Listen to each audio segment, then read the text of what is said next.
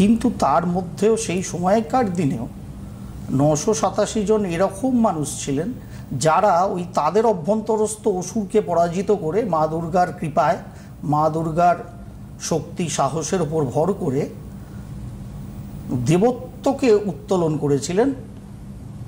বিধবাদের বয়ঃক্রম অনুযায়ী পুনঃবিবাহের ব্যবস্থা করা উচিত বা তারা রাজি থাকলে অবশ্যই যেতে পারে, তার পক্ষে সই দিয়েছিলেন।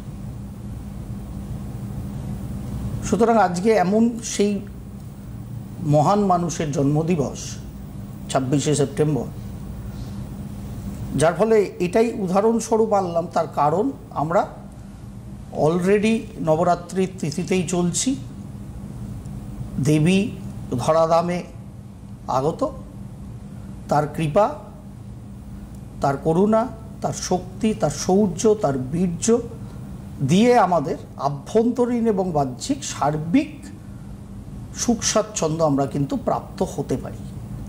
কিন্তু ভেতরের অসুরকে যদি আমরা বধ না করতে পারি, তাহলে বাহ্যিক ক্ষেত্রে সুখ স্বাচ্ছন্দ্য সমৃদ্ধি আমরা অবশ্যই মহাষ্টমীর পুষ্পাঞ্জলি, বিশেষত এবারে যেহেতু 5টা 43 থেকে 6টা 31-এর মধ্যে সন্ধি পুজো আছে, টাইমটা খুব ভালো পড়েছে, সুন্দর পড়েছে।